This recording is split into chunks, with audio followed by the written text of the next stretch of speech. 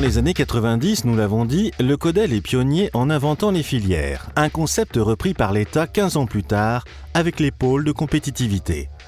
Et logiquement, la Cosmétique Vallée, née en 1994, est labellisée pôle de compétitivité en 2005.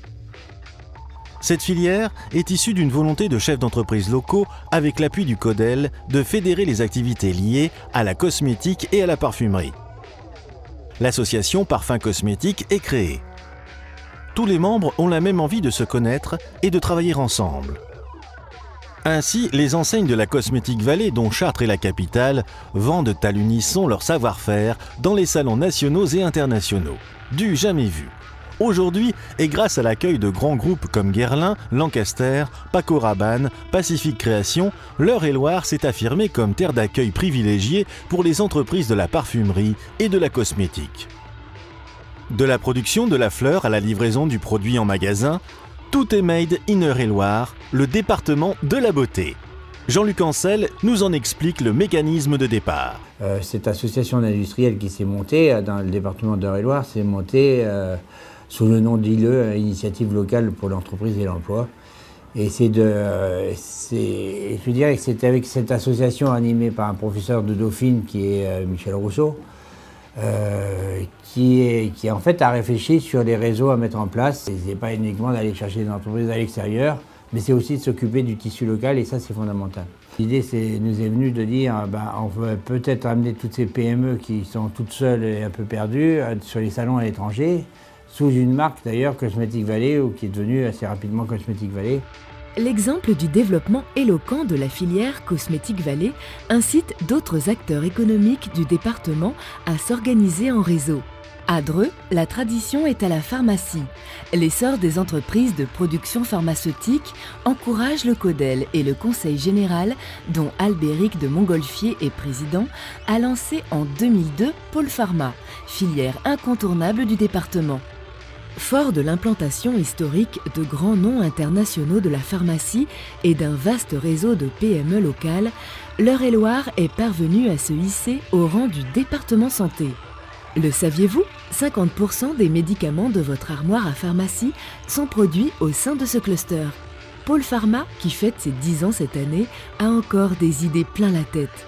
Jean-Charles Rousset, directeur du site Etifarm, nous en dévoile quelques-unes. On est implanté, on a beaucoup d'industries pharmaceutiques qui sont autour de nous, le fait de discuter avec eux, de savoir ce qu'ils font, quelles sont leurs préoccupations, de partager également leurs succès, pour nous c'est riche d'enseignements, c'est de la mutualisation aussi d'expériences, et ça nous permet de travailler toujours sur des nouvelles choses, sur des nouvelles problématiques. Ça nous permet de faire de la veille aussi, de savoir un petit peu d'être à l'écoute de ce qui se passe dans l'industrie pharmaceutique.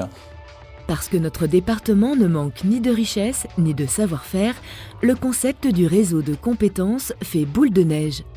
Deux autres filières percent en 15 ans. Perchebois en 1997, qui regroupe plus de 50 artisans et industriels du bois. Ensemble, ils valorisent l'image du Perche et leur savoir-faire. Dans le même esprit, apparaît en 2008 la filière Bâti Durable, qui se nourrit de l'élan de Perchebois. Cette filière rassemble une trentaine de professionnels de la construction ayant une fibre bâtiment durable ou éco-construction. Le Codel accompagne ces filières dans leur démarche en soutenant logistiquement ces acteurs sur des salons. Arnaud Philippe, artisan bâti durable, revient sur l'intérêt de faire partie d'une filière pour un artisan. La filière permet de nous faire connaître plus largement, et je dirais même plus maintenant. Bâti durable est aussi reconnu à l'échelle régionale, ce qui nous ouvre aussi d'autres portes. Mais il ne faut pas oublier que l'Eure-et-Loir est aussi un territoire agricole majeur, riche d'une agriculture innovante qui occupe les 3/4 de la superficie du département.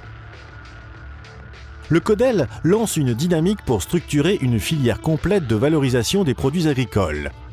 L'agrodynamique naît en 1999. Deux associations s'en sont inspirées pour fédérer des chefs d'entreprise locaux.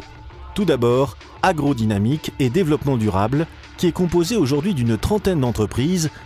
À ses côtés, apparaît une jeune association, Valbiome, un cluster régional sur la valorisation industrielle de la biomasse, La marque Eure-et-Loir émane de ces filières, quelles qu'elles soient, qui véhiculent notre savoir-faire dans le monde entier.